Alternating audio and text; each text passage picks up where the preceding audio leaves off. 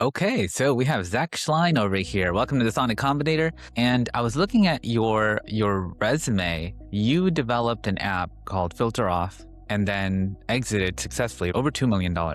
You're on the news. I want to dig into that a little bit, but first, tell us a little bit about yourself, please. Yeah, sure. So first of all, thanks so much for having me on. I'm Zach. I live in New York City. Tried and started multiple companies. The one that was most successful recently was Filter Off, which I exited about a year and a half ago. It was a video speed dating app. And then we also added a human matchmaking component. I then ended up selling the company, running the matchmaking division, and then leaving in October. Currently, I run a PR software and then also help other clients with their marketing goals. Nice. Yes. That shows so much experience. You know, when you go into a marketing conversation now, a lot of folks will talk a good game, but you can seriously back it up and say, no, I just did it like in October, and I can walk you through that. So let's back up a little bit. How did you come up with the idea of Filter Off? Yeah, so I was a big proponent of online dating. Prior to Filter Off, I ran a dating blog called Top Romp. I ended up selling that, and it would review different dating apps. And then I also started Hinge's subreddit, and it grew to be very large, and it was also covered by Vice. So I've always been interested in the online dating field. I think the idea of just bringing people that don't know each other together and potentially get married, have children is exciting. And then with Filter Off, I really enjoyed the face-to-face element. So I was a proponent of video speed dating prior to COVID. And then when COVID occurred, I ended up getting covered in a lot of major news outlets, such as the BBC, New York Times, and about 200 other outlets. And then we pivoted to human matchmaking, which is a more expensive, high ticket service with higher touch. So I'm very passionate about having something that's low ticket, maybe medium, and then also high ticket, because I think it allows for the consumers to kind of get in anywhere in your funnel. Certainly. Okay, gotcha. So you're already in the dating game. You're really good at it because you have the blog and you're getting it promoted. And then so you come up with this idea of the app, Filter Off. So how did you come up with the name? And then how did you actually develop it? Yeah, so the name came about just by removing the filter, given it's face-to-face over video. And then in terms of developing it, I did have a co-founder. So he was the software engineer, and I, as a CEO, I did the raise and the marketing and the sales. So yeah, we worked together as a very good team and grew it. So that's a really good combination. A lot of people talk about it, is the marketer CEO who's the good salesperson and has a vision of where to go. And then there's the techie dude, right? The WAS, basically, of who's going to put it all together, the back end, make sure it's compliant and all that stuff. It usually makes a really good combination. And I think that's exactly what you did. So putting it together from beginning to end, what was your budget? How did you raise money for that? Can we talk about that a little bit? Yeah, sure. So it was bootstrapped in the very beginning, and my co-founder was a very good software engineer, and he developed it. And then once I started getting all this press, definitely gave us more attention. In our how did you get the press though? How did you start getting traction? Yeah, so how we got traction early on was one of the ways was Eventbrite. So we listed our video speeding events on Eventbrite. So I basically just for every city, I wrote virtual speeding event in this city, and they linked it to our app. So it was a little hacky and whoa, that's clever. Yeah, we got tens of thousands of users that way. Eventually, Eventbrite shut us down because we were hitting their API so much. But yeah, that was one of the ways to get our users. But even before that, it was me just guerrilla marketing, just messaging every single person on Facebook that I knew. And then for BBC, we were stuck in place with COVID, so it was just a great COVID story. And that's when I do PR, that's how I think is one of the ways is it's not about pitching your brand. Because if you're just trying to pitch yourself, they'll be take out an ad. It's about being relevant and being top of mind. So for example, COVID, everyone being sheltered in place, I was I created something that allows people to date safely. during COVID. Right. So journalists wanted COVID stories. So this leaned into the environment of COVID, and it was less about filter off, but it was about how we could date safely. And then they obviously ask you about your company. So that's how I do PR. And that's why many entrepreneurs fail when pitching the press, because it's all about themselves. The brand, right? You don't want to talk about the capability so much or the features or the tech improvement. It's more, what is the solution you're bringing to a problem, right? And you're highlighting that, hey, we're acknowledging that we're in this problem called COVID right now, and a big solution that everybody's searching for, based on my research, is a safe way to date. And lo and behold, I have the solution and I actually built it. And by that time, you probably ran a bunch of sessions as well, right? Through the Eventbrite guerrilla marketing strategy. That's yeah, really cool, man. It was already, it was a smallish app. And then when BBC covered us, we got tens of thousands of users. And then the New York Times covered us like a week later. And then that also really helped. Wow. And you were already in like the App Store and Google Play Store. Okay, nice. That's really cool. So how did you come up with the strategy for pricing? Where did that come in? Yeah, like early on with the dating app, it was just looked at other pricing of other traditional dating apps. And then when it came to matchmaking, I basically looked at the prices of matchmakers and I was like, how do I make this a lot more affordable than traditional matchmaking services? So I basically just leaned into the most affordable human matchmaking service. And that's the thing that was like very high touch. Okay. And your software developer, did he take care of a lot of the beta testing? Because you typically want like a group of folks to test it out, give you some feedback before you go to like the production side. Yeah, from the dating app itself, we had some friends used it, but for me, and even what I do now, it's just let's just see how people react. And it's and every project I've ever worked on is something that I want to work on, yes, that I want to use. Exactly. It makes it a lot more fun, and it's also you're much more critical. And that's what I do now with my PR software. I do PR all the time. I do PR for clients, so I'm using my software and being like, oh, I need to add this. This is, how do I make the flow better? Yeah. Nice. And we call that eating your dog food, right? You're basically solving a problem that you have. And because you're so intimate with it, you understand what the ins and outs of it is. Once you develop that, then you start saying, well, I'll offer this to other people as well, because there's likely other people in that same exact situation. And when you niche down to a very specific cause, like in your case, Filter Off, that's for, single people that are looking for a safe way to date. That is a niche market. Although it's still big, it's still a niche market because not everybody in the world is doing it. Aged, people are married, people are busy, all that kind of stuff. Mm-hmm. So when you identify a particular niche and then you solve that really well, and then you refine it and refine it and refine it, and you do the hard work of guerrilla marketing, getting people to actually use the product, that's what increases the value. So how did you first get a sense of somebody wanted to buy your app? Well, yeah, fast forward, our matchmaking service ended up doing very, very well. I was doing the sales and the marketing. We had grown our team for the dating app, and then we shrunk it back down, and then I focused on matchmaking and then hired matchmakers. I was the first matchmaker to try it out, ended up doing very well, and then I hired another matchmaker, ended up hiring a second one. Then I just started reaching out to different companies, and we had two that were very, very interested, and then just chose the one that I thought could be a good fit for us. Yeah. You make it sound so easy. I like that. It's oh yeah, then I got one guy, then I got another, and then we sold it.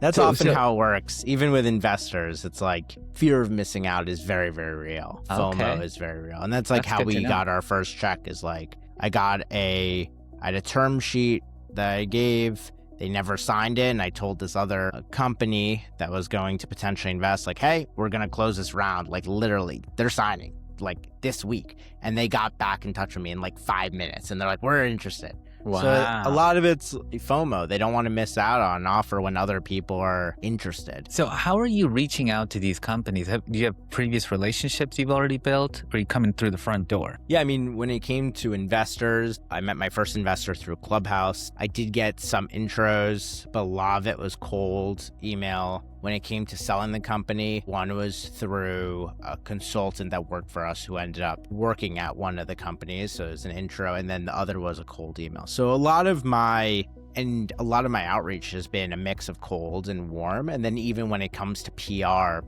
has been primarily all cold. So I think, again, it just comes down to just a good story. And but it doesn't make it easier if it's a warm lead, of course, because they trust you, but it's not one way or the other.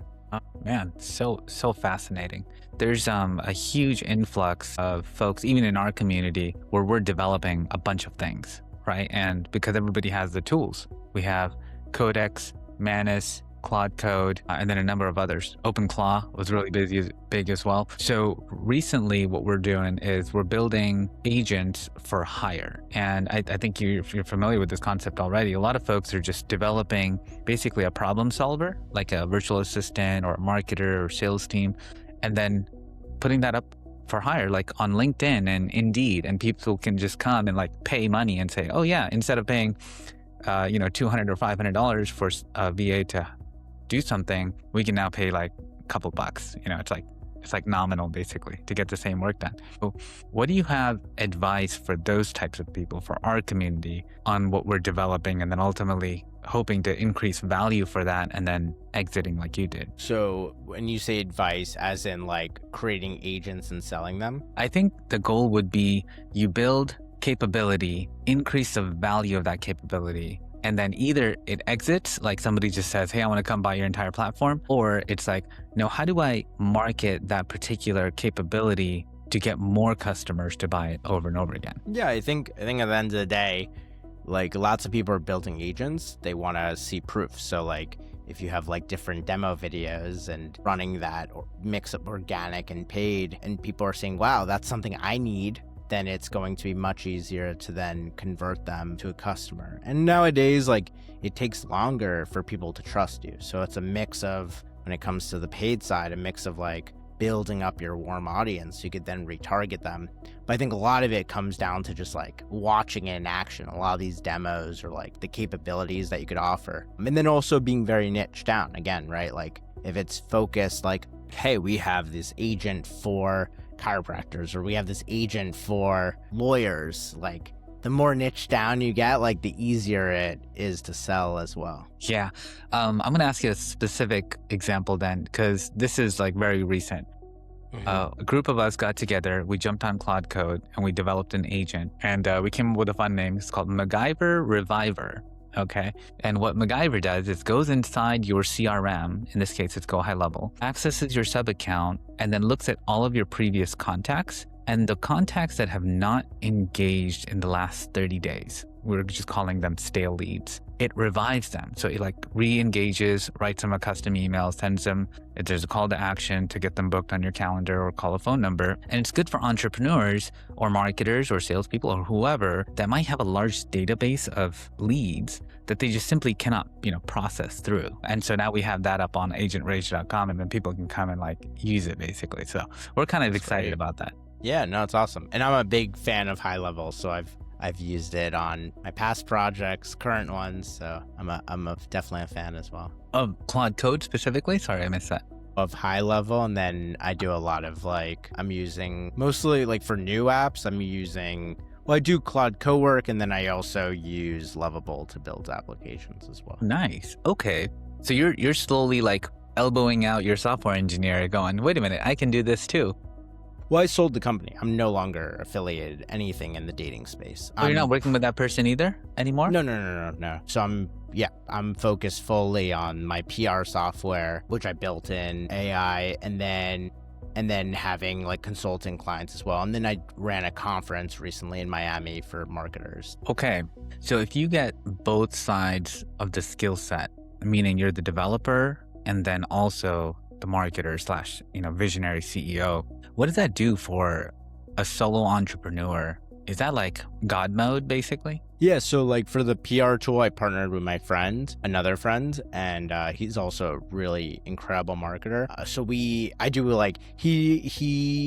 We're focused, we could both go into Lovable, and it allows us to go so fast, and like from a testing perspective as well. So like, and then it allows us, we go into the ads, we change the landing page. So it's like, yeah, we could do everything, and it allows us to go so fast. Like we launched this project, I don't know, like 2 months ago, and like we have a ton of clients, and we added like a bunch of different funnels and order bumps and OTOs. So yeah, I mean, it's fun. It's fun to like be able to like be in control of everything. You're not so reliant on others. Right. Yeah, exactly. It gives you a little bit of freedom because you might have a good idea and you necessarily don't need any friction. You're just like, I think this is good. I want to run it to ground, burn a bunch of tokens, figure out if it's good or not, and then maybe circle back. Whereas if you have a larger team, everything is up for like a jury, like, hey, is this good? Have we thought about this? The risks, the evaluations, and then your larger company, there's more friction there, right? It's a little bit slower to get going. Much slower. I mean, things that larger companies could take a year to do. Yes. Where like at a smaller company, maybe it takes a month. With like AI coding, it will literally take you like a day. Exactly. Yeah, Last night I was chatting with somebody and it was just like this. We had a good idea and I was like, you know what'd be really cool? We take a virtual assistant and then make it an executive assistant that can not only do all of the like the email management, the calendar, all the Google Workspace stuff, but then also it's like your expert go high level person. Right. So you're like, hey, I need to go build this pipeline high level. Like I don't have time to do it. I know how to do it. It's just so like, hey, I'm just going to tell my agent to go do it. Right. And then so I was like, yeah, I'm going to do that. And then like 3 hours later, I called it Tails, and I put it up on Agent Rage and that's there too now. So yes, awesome. You're absolutely right. We can like iterate very rapidly. And then how do you market though? That's usually the limitation because people can build amazing things and I'm sure they work and they convince themselves it's amazing. But how does the market decide that it's good? Well, I think that's what you're seeing right now. Like no one has an excuse anymore to say like, oh, I can't hire. I'm not a software engineer. Like, now it just shows who's driven and who's not. That's very obvious. But I think what you're seeing now is like anyone could build software, and now marketing and sales are by far the most important functions. So I mean, it really depends. I mean, right? Like it could be a mix of leveraging webinar, it could be a mix of leveraging paid ads, mix of SEO, AEO. So it's like, it really just depends on what you're looking to achieve and build a marketing strategy from there. But yeah, I mean, marketing is by far now like the most important thing. I agree. So when somebody has a product like this, the listeners, how are they engaging with you? Like, how do they come out and find you? And what does that process look like to onboard with you? When you say onboard, on like joining like our software or joining as like a client? As a client. Yeah. So like for consulting clients, I only take a few because I typically get entrenched with the company. So I only have a certain amount of bandwidth. Yes. And I typically choose companies that I'm like, okay, they're doing pretty well, but they want to supercharge their company without hiring like a very corporate CMO who will then spend like $500,000 on like more employees, or hiring an agency where oftentimes some agencies like they don't really care about your company. So my goal is like building the strategy, and then whether or not they want me to do the execution, it's basically just taking all my knowledge of what I've done over the years and helping them be successful with their goals. Right. And then is there another option as well? So I also have like a PR software. So we have a bunch of companies that just join, and it's like a small price. There's a trial, and then they have access to the tool. And then some of those users end up like booking calls with me, and I could help do their pitches as well. But most of our clients just use the tool, and it's called Press Pitch AI. And it basically Pitch AI. Yeah, so it's you could start with like a free 7-day trial, and basically it helps you create pitches, find journalists, and send. And then it also has something called Media Radar, so it's always looking for journalists writing about topics in your niche. And when they do, you get an email, and then you could then create the pitch right from the tool and find the journalist. So it's like super simple. So you could always be pitching and landing press 24/7. Right, because journalists need news, right? And you're basically providing that solution to them, going, hey, I know you're interested in this topic of, cooking or whatever, and I have a product that actually does cooking. So here you go. Here's a press release that you can send. And then they appreciate it. It's a little different. So it's like, you could think of it as like journalists are looking, one way is like subject matter experts. Obviously, you have a lot of knowledge when it comes to these agents. So like if journalists are writing about how like AI agents are maybe taking jobs, or like how AI agents, like what's the future of our economy? You could be like, instead of being like, this is my service, that's not the approach. You write a pitch being like, hey, I'm a subject matter expert on this. This is kind of my highlights. These are the things I could talk about. Are you interested? Would you like to chat? And then what they will do is they'll be like, actually, yes, I am looking for a quote on what you think the future of AI in the workforce will be. So then the New York Times will reach out to you. They get a quote from you, and now you could say you've been featured in the Times. And then you could then leverage that to get more quotes. So that's what our tool does. So like you don't have to be a press expert, but it will write you pitches that will, from a psychological perspective, will land very well for a journalist. And then it'll also find you everything. Yeah. That's super cool. I'm going to go to it right now. Presspitch.ai, right? It's presspitchai.com. Presspitchai.com. Get massive press coverage with AI. Okay, beautiful. I like it.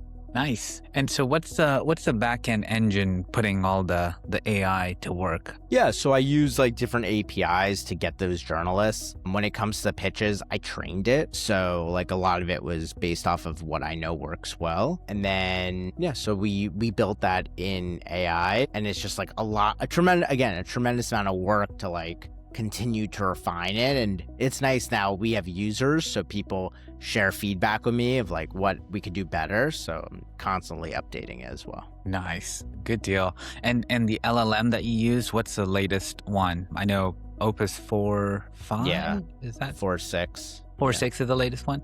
That's the one we use for Claude a lot, is 4.6. I know it's also expensive too. Yeah. But hey, if you get results, I think it's usually worth it. Totally. Go for the best. Man, that's really cool. Okay.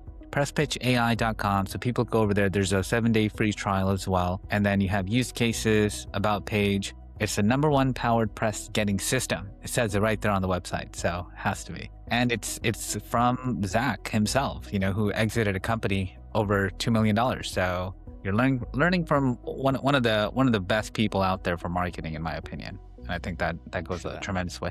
Is there a bio of you up here somewhere? Yeah, so it's somewhere in there. No, it should be above the fold. It should be like, look how awesome I am. Be like me. Yeah, so there's the demo that's above the fold, and then when you scroll down, it has some footage of I see it in about on like Cheddar and NBC. Yep. So I've been covered in about 200 media outlets. Nice. And yeah, press has changed my life. Dude, that's really cool. Okay, good deal. So people can find you there. Where else can they find you? On Facebook, Zach Schlein. I'm on Instagram. My website has everything. So it's zachschlein.com. Okay, we'll put that up there as well. Yeah. Awesome. Anything else you want to talk about, Zach? No, just if there's anything else that could be valuable to your listeners, happy to share. But if not, I'm good. Heck yeah. We're in a community of like 150 entrepreneurs. So I'm going to drop a post in there as well. You're welcome to join. It's a free community. Sweet. And then pitch your ideas there, because everybody is hot on this, like developing some kind of product. But then where they usually fall short is the marketing and sales, right? And if you can bridge that gap for marketing, I think there's tremendous value that people can tap into with you. Cool. Yeah, I would love to join the community. If you could send a link, happy to join. And if absolutely will. I could help. Awesome, Zach. Well, thank you very much for your time. I appreciate it. Thanks so much. Awesome. Okay.